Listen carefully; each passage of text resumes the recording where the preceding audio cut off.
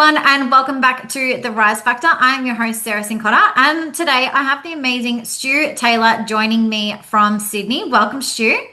Well, thank you. Thanks for having us. I'm so happy that you agreed to come on to the Conversations for Growth. I mean, I have heard your name so many times. You've recently been more in the spotlight, and I think it's well deserving. But for those that do not know you, Stu, who's Stu?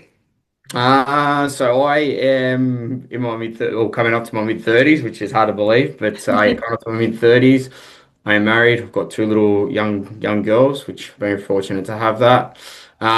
Been doing this now for quite some time. I mean, I think the longevity that I've had in it is kind of where the success has also come from. But been with McGrath now, start of Feb coming up, which will be 9 years. So been with the team for quite some time.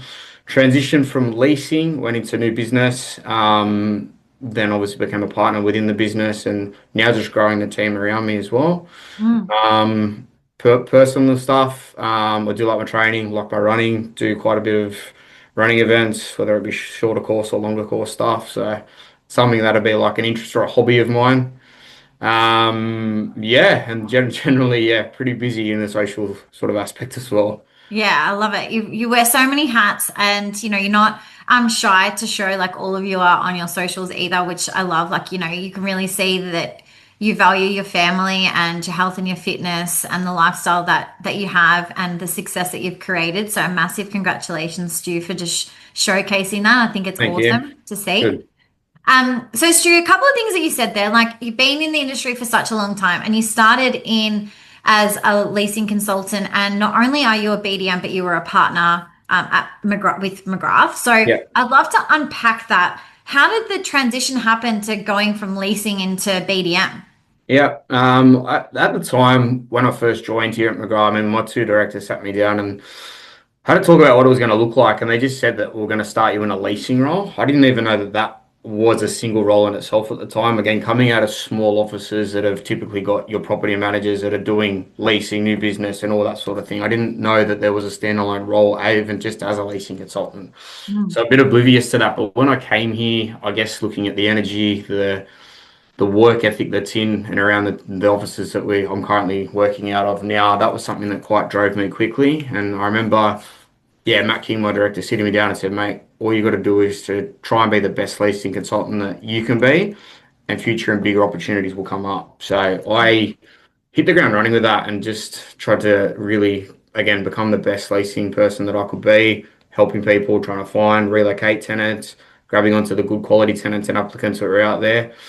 That then opened up more opportunities. I mean, firstly, with I guess the people that I was working with were starting to see my energy and the enthusiasm that I was bringing, which gave them a bit of confidence to also start to refer me some of the new business leads. Mm. Now, also the clients that I was working with, I mean, obviously, there's a lot of rent investors, a lot of people that also own property, and any of those that were coming through that I could see were an owner occupier.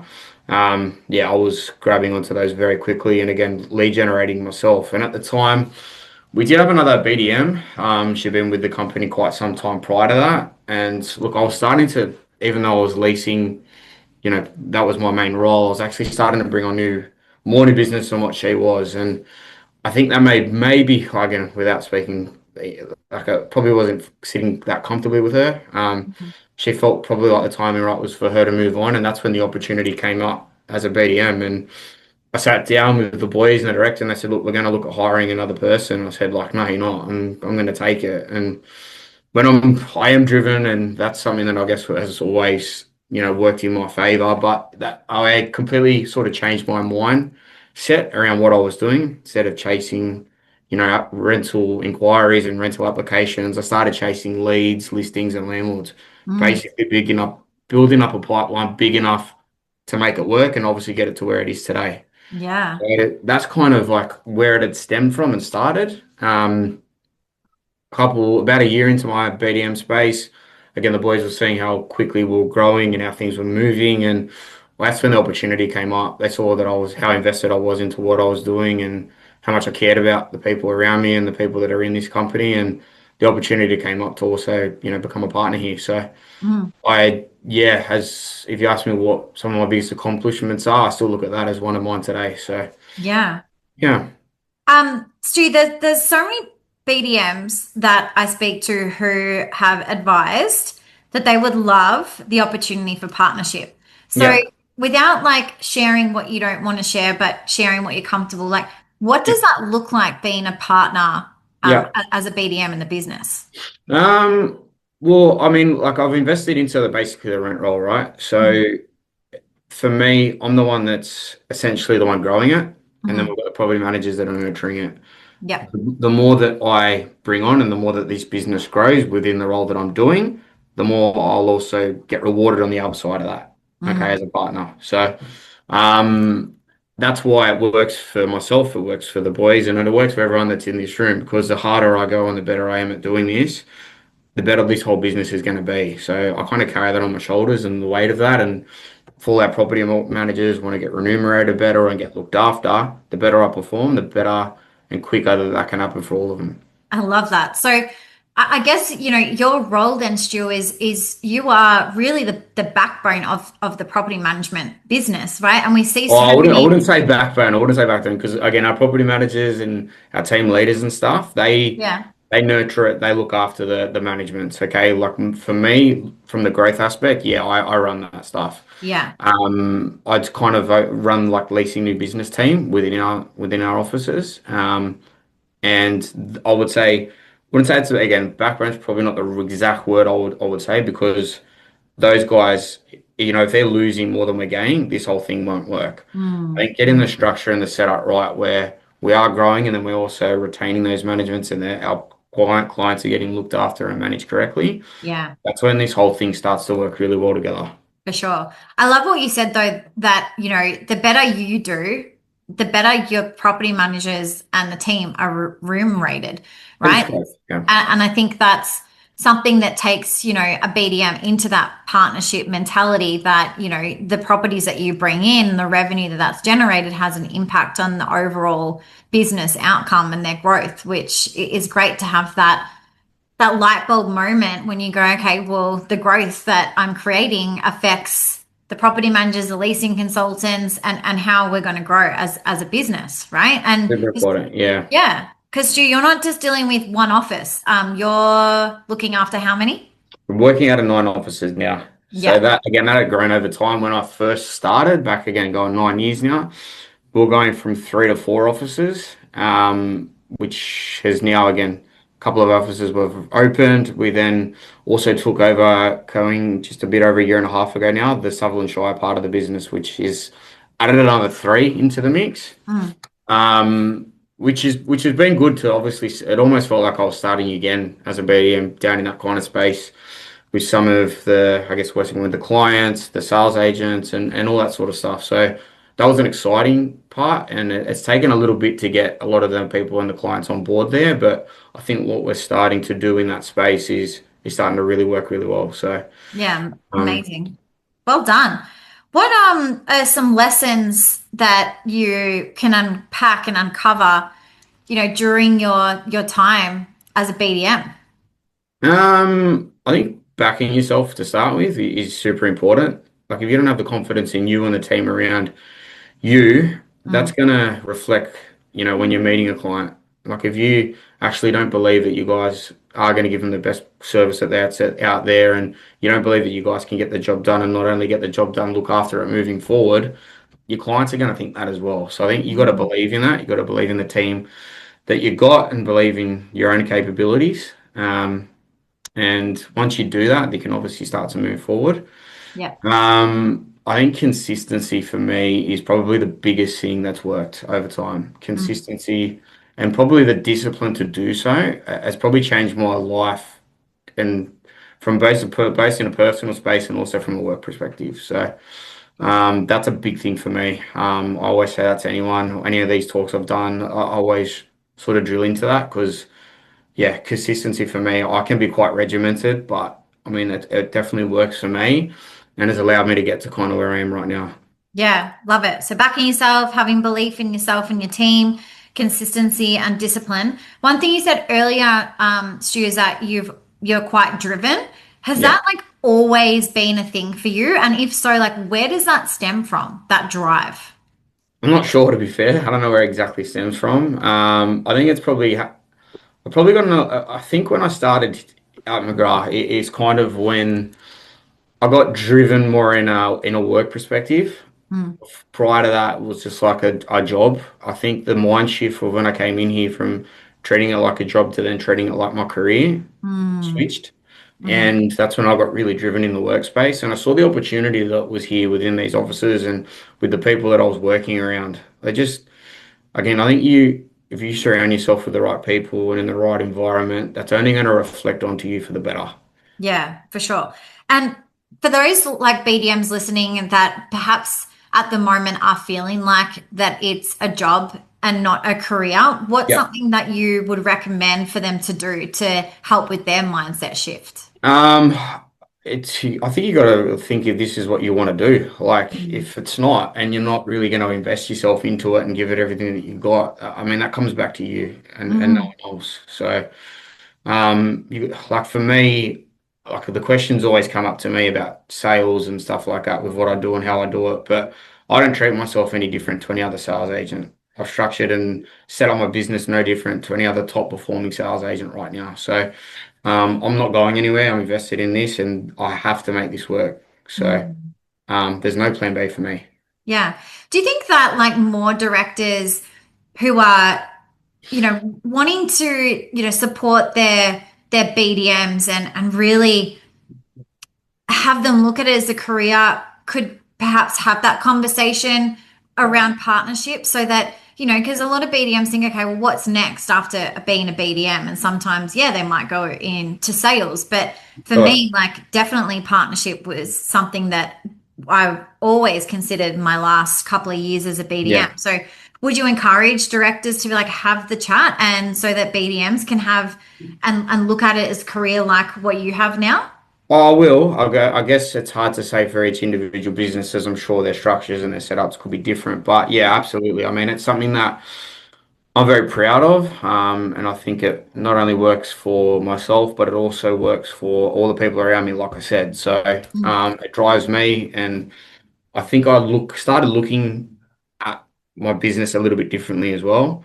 Like in my earlier days, particularly in the leasing days, I probably took some shortcuts, probably did put some deals together that we probably shouldn't have put those applicants in that house and stuff like that. And I mm. think over time, me growing, me maturing, but also having that kind of different hat and perspective on things, you look at this more as a long-term proposition and you look at it as like, getting the right client for the right property and just trying to look at it, I guess, things a little bit differently, looking at the people within my team and their growth and what that's going to look like. So, Yeah. yeah, I found it's been really good for me personally, to, again, just put a different perspective on the way that this whole thing works. Yeah, I love it.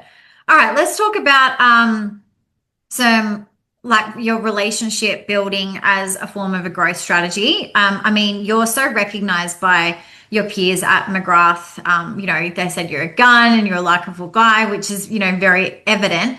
Yeah. But, a lot of conversations now that I see and hear are around, well, that agent is charging the cheaper fee, or, we've got so many people offering this as opposed to looking at what they control. So, Hmm. how important do you think it is when talking to a potential client around that rapport and that relationship building to help get that deal over the line? Yeah. I think it comes like again, I think it comes back to you personally. Like I do feel like when I walk into that room, there's no other BDM or property manager that's going to go in there that's going to probably no one will outwork me. Is probably, I don't say that indirectly, but the energy and the enthusiasm that I bring to each appointment and each conversation that I'm having with a client, yeah, I make them not feel special, but they just know what they're going to get with me and the team around me. So, Mm. I pre-structure it with the setup, what we've got here, and the team, and the way that we do things. And a lot of the time, it's quite slightly different to a lot of other smaller agencies and maybe other people that I would be competing with in different areas. But again, I think the energy, enthusiasm that I bring when I'm in a meeting or a listing, I don't think I'll be beaten in that space there as far as getting outworked or any of that aspect of it. Yeah. And that energy and enthusiasm Does that go back and stem from because you generally like love what you do and love helping people and working with investors? Yes, it is. I do love what I do. I'm not. It's it's become a part of who I am now. So Mm. again, I go like I know I don't like talking about work when I'm outside of work, but a lot of the time people are always asking me about it because it's kind of who I am and what I know. And there's a lot of people that are also in that space, whether they be renting, whether they have an investment property, their parents have one. So Mm. when I'm around, it's like, oh, I asked you why you're here. It's a topic of conversation that does come up. So it's Yeah. become a lot of who I am and what I like a part of, I guess, my lifestyle too. So Yeah. yeah, I mean that's I don't know if that answered your question or not, but Yeah, no, for sure. yeah, I do. I love it because I think a lot of BDMs think that it has to be so regimented in terms of like their appraisal and the conversations when like my belief is that if you just focus on that person and bring that energy and enthusiasm and just concentrate on how you're making someone feel and break down those barriers, most likely you're going to be able to really figure out what's important to them and then Mm. focus on like how and why your agency can help them. So absolutely that answered my question for sure. Yeah, I think on that as well is each individual client's different, as you know. So I Mhm. think unpacking them, their story, and asking the right questions to begin with them Yeah. will help you work backwards is the best way to approach it, right? Like if you've got someone that's got a few investment properties, they know what they're like. They're looking to just you've got to simplify things and obviously structure that conversation the way it needs to go. Alternatively, you've got a young couple buying a place for the first time. They're new to this. You need to structure that conversation differently.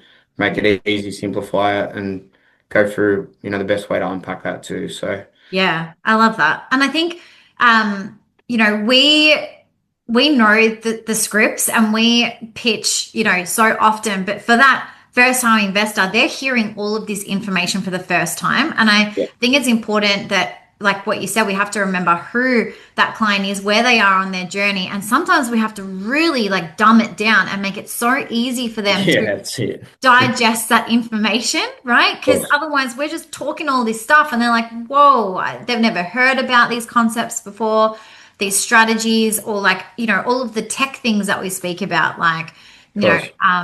Inspection Express and Tapi, like, they don't know what all of that stuff Yeah. means. So, really focusing on that person.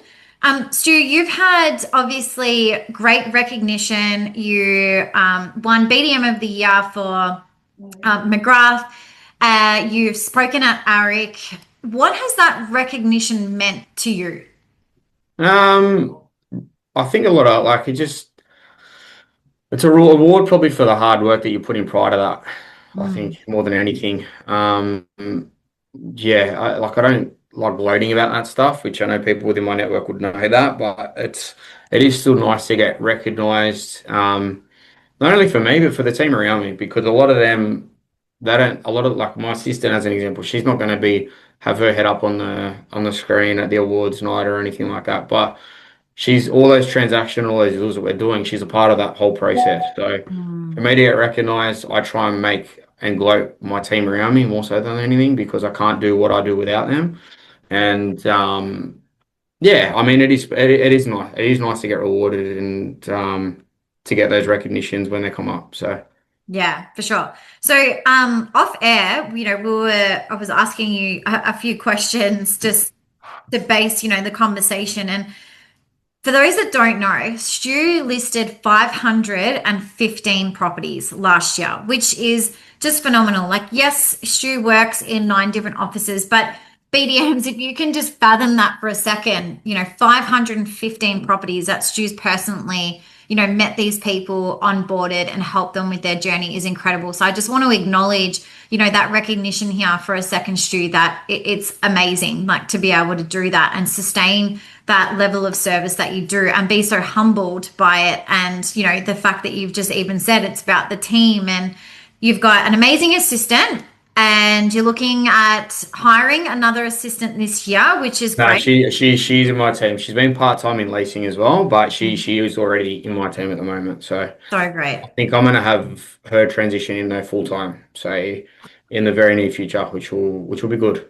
It's so good. And yeah, 'cause some of the goals that you spoke about, Stu, if you're comfortable sharing it, but you spoke about really stepping into that leadership space more this year and, helping your assistant grow to full time and be a BDM. Yep. What's your motive for that? Like, is it because you recognize like her Um, career progression now?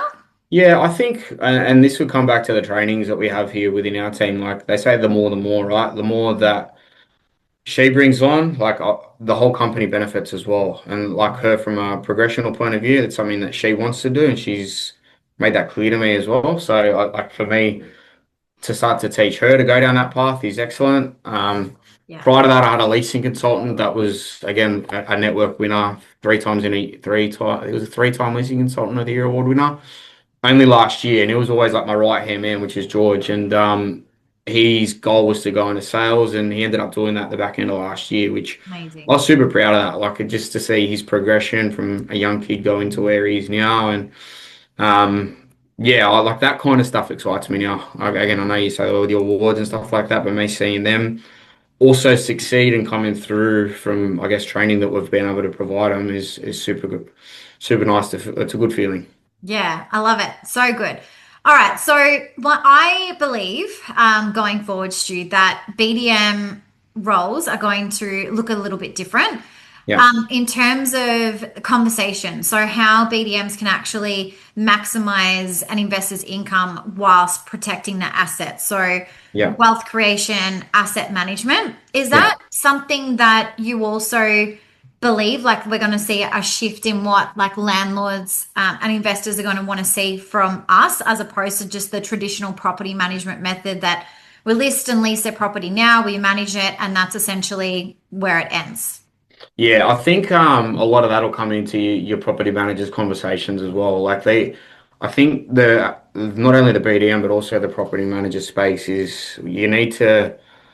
Yeah, you're looking to look after their investment as a long-term proposition and how you're going to maximize a return out of that, but Mm, also look to see if they're looking to buy other properties, if they are, have the sales team in touch. So everything like as far as a structure of an office needs to be on the same page in that side of things and know how to have that conversation, but also, leverage it and push them into the right direction if they are looking to go down that path. Because yeah, I mean that's how you grow. So yeah, yeah. it is like I always, again, I think I touched on this with you before. When you first meet the client, understanding them, their long-term goals, what they're looking to get out of it, you understand that, you can work backwards as to how you're going to assist them moving forward. Mm, And that's when you can really start to get long-term relationships, repeat and referral business, all that sort of thing.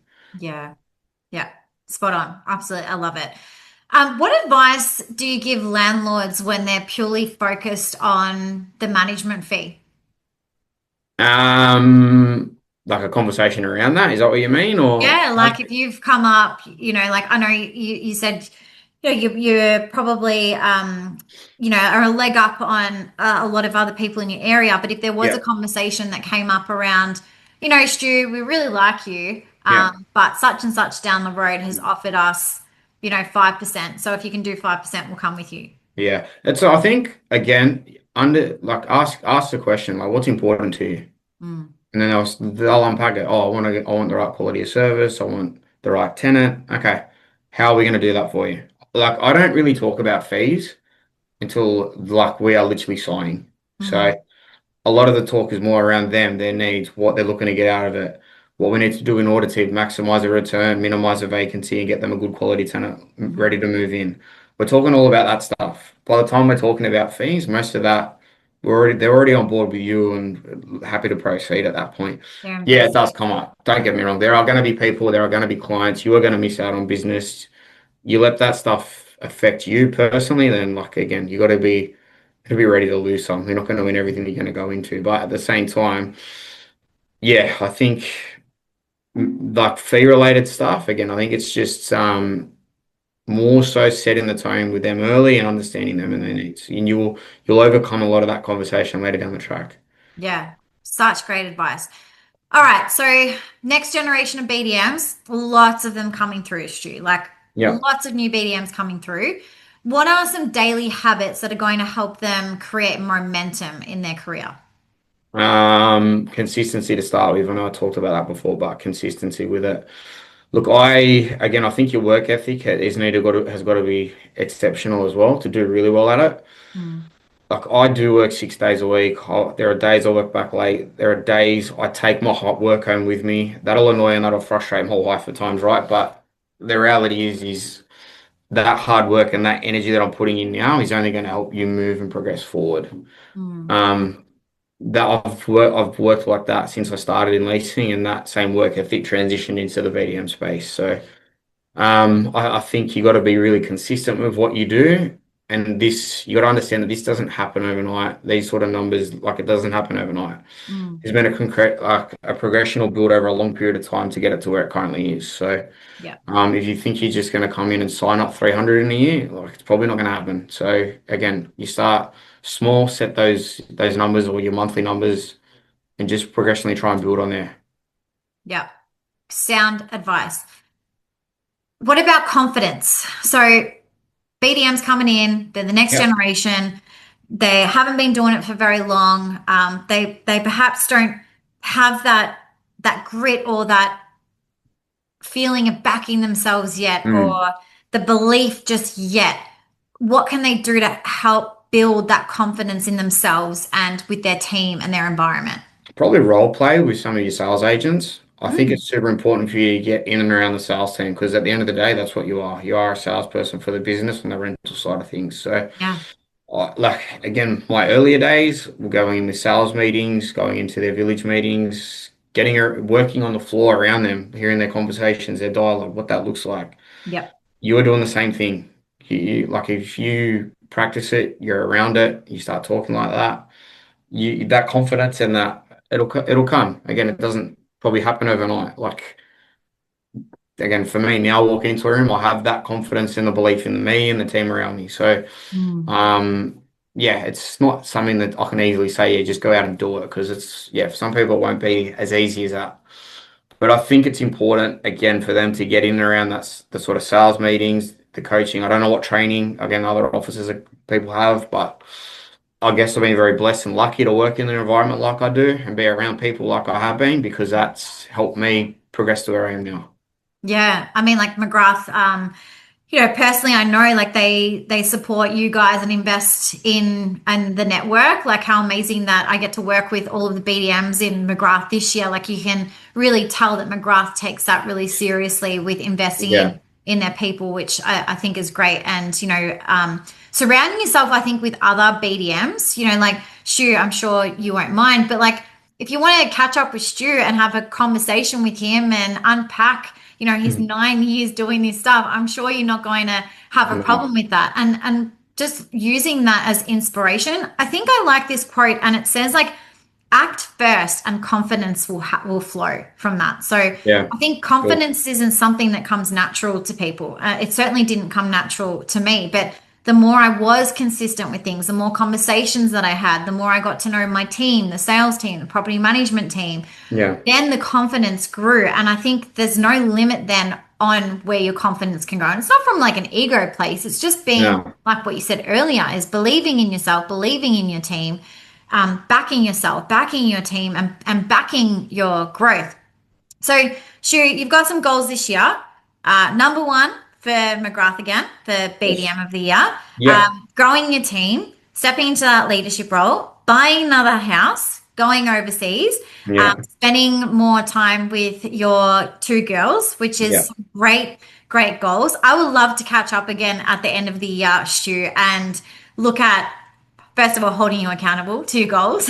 yeah. And It's all right. second of all, just getting the listeners to, come on this journey and seeing like what you've done this year, because I think there's some really incredible things that are happening in your life at the moment, which is just going to be fantastic to look back on and then go, okay, what are the things that you did to make it happen?